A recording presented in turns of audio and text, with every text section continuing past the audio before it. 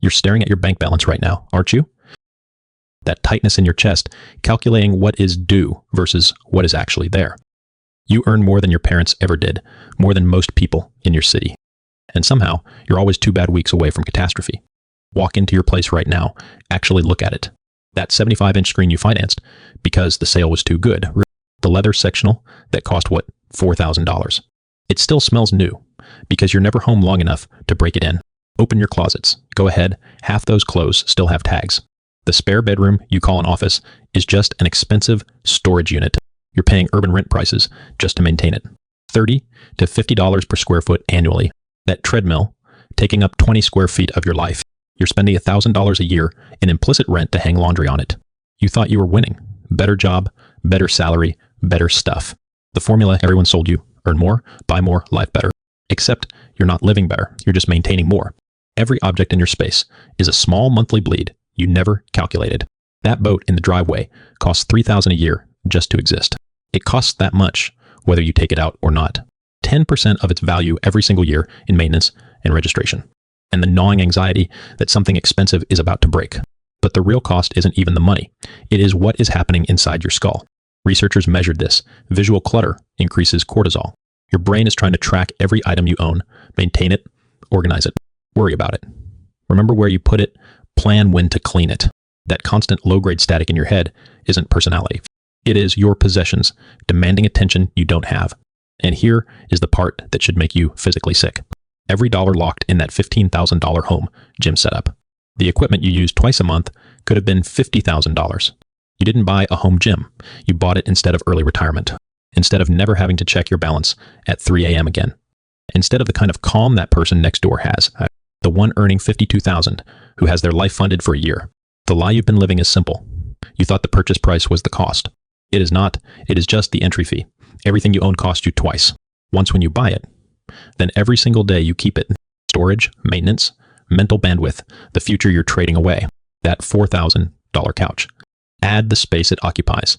The cleaning, the worry about stains, and the opportunity cost of that capital. You're paying $8,000 over 5 years to own a place to sit. You're not bad with money. You don't gamble. No addiction. You just gradually built a life that requires every dollar to sustain itself. And the moment your income stutters, the whole structure collapses. Meanwhile, the person earning half your salary built a cheaper life. They built a life that costs half what yours does and invested the difference. They're not depriving themselves. They're just not paying to store exercise equipment. They're not paying $1,000 a year to store a treadmill. Before you buy anything else, do this calculation. Divide the total cost by how many times you'll actually use it. Not how many times you imagine you'll use it, but what reality proves. That $200 jacket you wore twice is $100 per wear. That $400 jacket you wore 200 times is $2 per wear. The expensive one was cheaper. The cheap one bankrupted you. This is what minimalists figured out. They don't hate comfort. They avoid nice things because they did the math. Most possessions cost more to own than they're worth. The stuff you thought was making you rich is the reason you're broke. And the person next door with the modest couch and empty spare bedroom. The one sitting on 18 months of savings. They're not lucky. They're not special. They just stopped believing the lie that more stuff equals more life.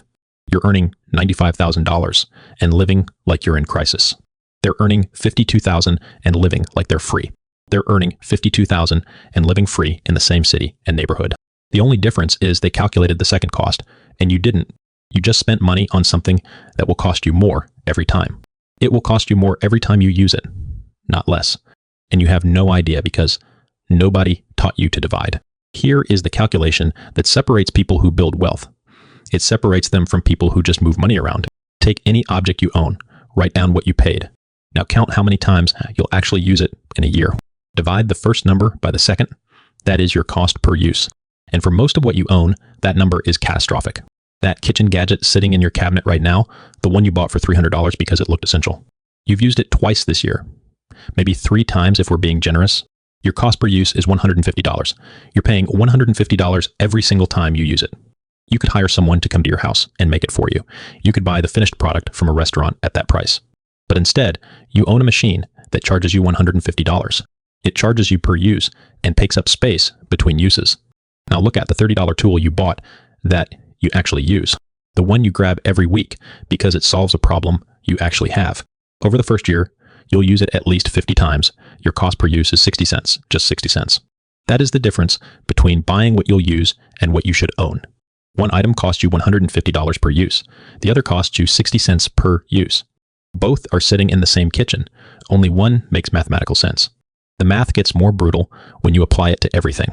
That $2,000 mattress you're sleeping on right now, if you keep it for 10 years and use it every single night, your cost per use is 55 cents. 55 cents for something that affects your health and your energy. It affects your back pain, your sleep quality, and your mood every single day. That is extraordinary value. That is what smart spending actually looks like. You're paying 55 cents per use for something that determines your day. It determines whether you wake up functional or destroyed. Compare that to the espresso machine, $1,500 up front. It sounds expensive until you run the numbers. If you use it every single morning for 5 years, you're paying less than $1 per use, less than $1. Meanwhile, the coffee shop charges you $5 for the same drink. You're not just saving money, you're paying 80% less per use, while getting exactly what you want in your own kitchen. This is the math that cuts through everything. It doesn't care about marketing. It doesn't care about how the product made you feel in the store. It doesn't care about what your friends own or what the influencer recommended. It only cares about division, purchase price divided by actual usage. And for most of what people own, that equation is a disaster. Now take that same math and apply it backward. Walk through your home. Look at every item you own. Ask yourself one question. If this disappeared today, would I spend money to replace it? Be completely honest with yourself. Would you go buy another fondue set? Would you replace that bread maker you haven't touched in 8 months? Would you repurchase those clothes you haven't worn in over a year? For most items, the answer is no, you wouldn't replace them. They exist in your life because of inertia, not intention. They were impulse purchases, gifts you felt obligated to keep. They were remnants of hobbies you tried once and abandoned. And every single one of them is costing you, they're costing you space. They're costing you mental energy. They're costing you time every time you have to clean around them. Every time you organize them or think about them, these items have negative value. They're not neutral. They're actively draining resources without providing benefit. Every hour you spend managing items you wouldn't replace is an hour stolen. Stolen from things that actually matter. And the psychological weight of owning things you don't want is heavy. It is heavier than most people realize. It sits in the back of your mind. It makes decisions harder. It makes rooms feel smaller. It makes cleaning take twice as long. But here is where the real money disappears. It is not just the items you bought and don't use. It is the items you replace when they still work perfectly. There is a pattern that destroys wealth faster than almost anything else. It is the habit of upgrading out of boredom. Your television works perfectly, but the new model has slightly better contrast. Your phone operates flawlessly, but the new release has a better camera. Your car runs reliably, but the New Year's model has updated styling. Your furniture serves its purpose, but you're tired of looking at it. These feel like improvements, but they're actually wealth destruction disguised as progress. And the numbers prove it. The average American replaces their phone constantly. They replace it every 2 to 3 years. Not because the phone stopped working, but because a newer phone exists. Over 30 years, this pattern alone costs $30,000 to $50,000. Tens of thousands of dollars in unnecessary purchases. $30,000 to $50,000 spent replacing things that still functioned perfectly. Now apply that same upgrade pattern across every category where it operates. Electronics, furniture, cars, appliances, kitchen items, clothing. The lifetime waste easily exceeds $200,000. $200,000 spent solving problems you didn't have. $200,000 spent because you were bored with what you owned, not because what you owned actually stopped working. That is the second cost, the one nobody calculates, the one that determines whether you're building wealth or just moving money. You can see it now, the person earning $95,000 with nothing saved, and the person earning $52,000 with 18 months of expenses saved. The difference isn't income, it is whether they calculated cost per use. It is whether they applied the replacement test. It is whether they upgraded out of boredom or waited for actual failure.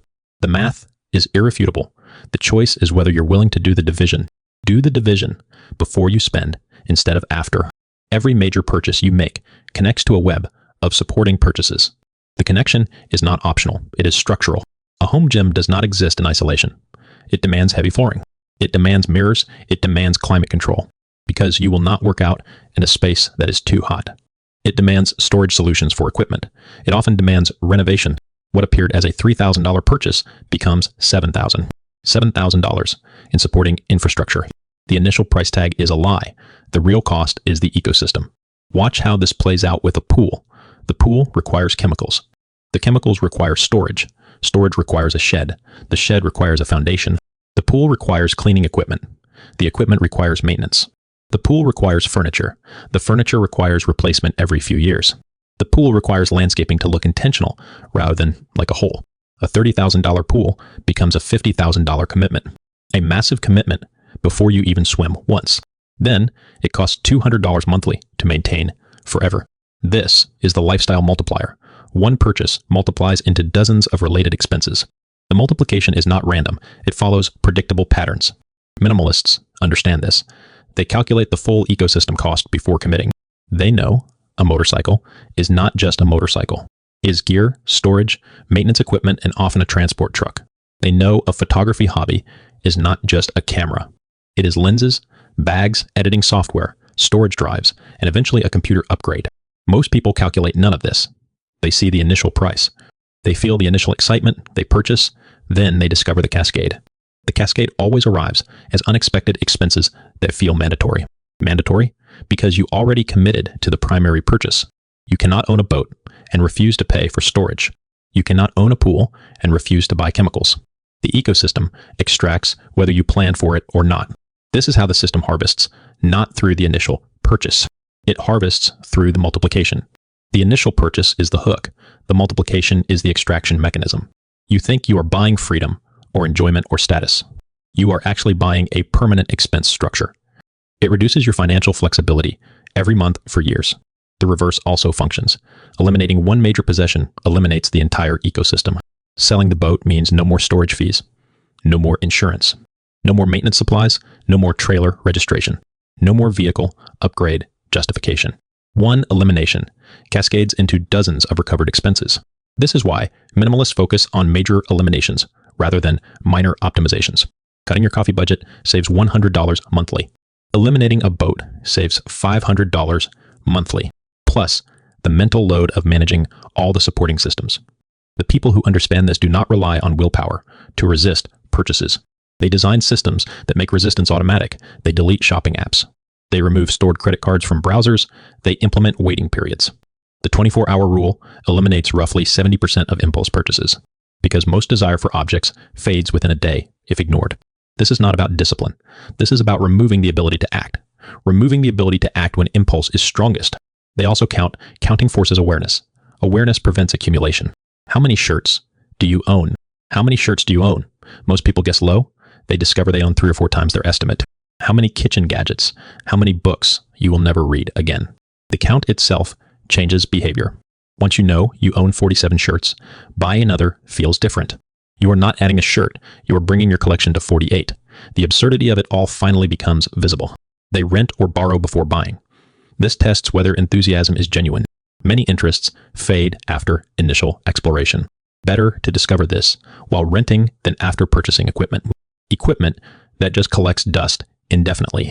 Closets and garages across America contain dusty remnants of abandoned hobbies. Ski equipment from the phase when they thought they would ski regularly. Photography gear from when they imagined becoming serious photographers. Music equipment from bands that played 2 shows. Each represents not just wasted purchase cost, but wasted ecosystem cost. The difference between the 2 apartments I described earlier is not income. It is understanding of the multiplication effect. The person earning $95,000 bought into multiple ecosystems. They bought in without calculating the full cost. The person earning $52,000 avoided the ecosystems entirely. The lower earner has 10 times the financial security because they refuse to fund the extraction systems. This is the ownership logic. Nobody explains you think you own possessions. Possessions own supporting systems. Supporting systems own your monthly cash flow. Your monthly cash flow owns your time because you must work to fund it. You traded money for an object. The object traded your future flexibility for its maintenance ecosystem. You got the worst end of that deal. Most people who try minimalism fail within 18 months. They purge everything in a weekend, feel accomplished. Then watch their closets refill like a subscription service they forgot to cancel. The problem isn't willpower. It is that they never installed a filter. A filter between wanting something and owning it. You need a mechanical test that runs before every purchase decision. Not a philosophical framework, not a values alignment exercise. A binary question that takes 4 seconds to answer. And kills most bad purchases on contact. Here's the test. Before you buy anything over $50, ask yourself one simple question. If this item disappeared tomorrow, would you spend money to replace it? Not would you miss it. Not would it be inconvenient. Would you actually open your wallet and buy it again? Walk through your home right now and apply this backward. Look at your television. If someone stole it tonight, would you buy another one? Or would you realize you mostly scroll on your phone anyway? Look at your exercise equipment. If it vanished, would you reorder it? Or would you admit you haven't used it in 7 months? Look at your kitchen gadgets. If they disappeared, would you replace the bread maker, the juicer, the air fryer, or would you discover you only need a pan? You only actually need a pan and a knife. This test exposes the gap between what you thought you wanted and what you actually use.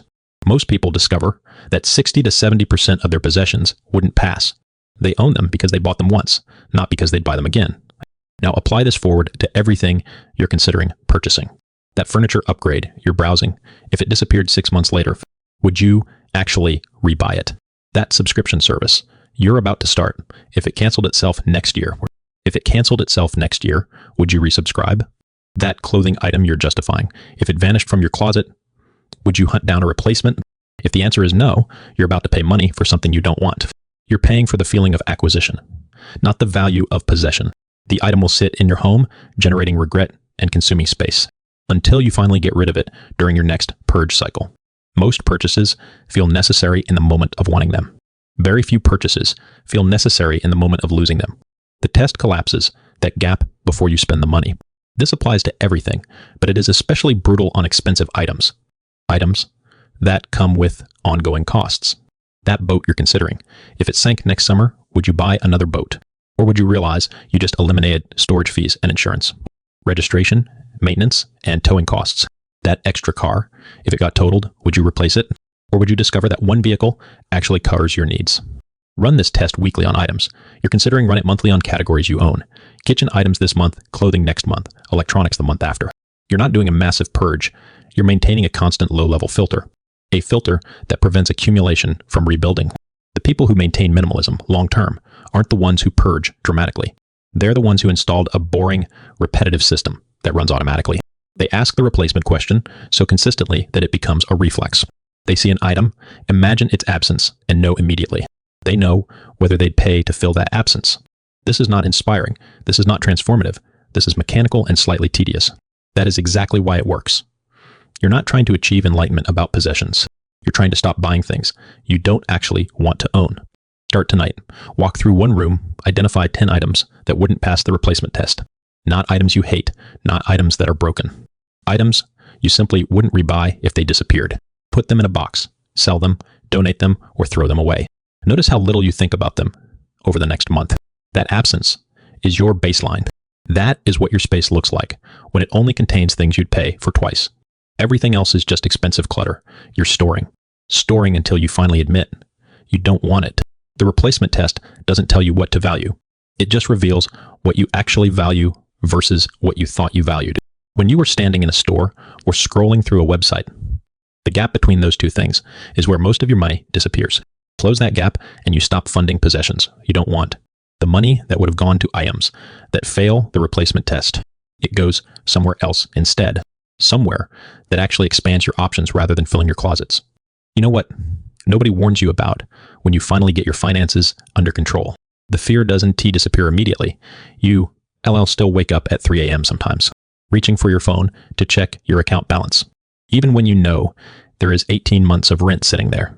That reflex took years to build. It takes time to unlearn. But here's the difference. When you open that banking app now, the number you see actually calms you down instead of spiking your cortisol. That is not wealth. That is just the absence of financial terror. And for most people, that absence is the most valuable thing they'll ever build. Walk away from a job that is destroying you. Walk away from a city that is bleeding you dry. Walk away from relationships you're only staying in because you can't afford to leave.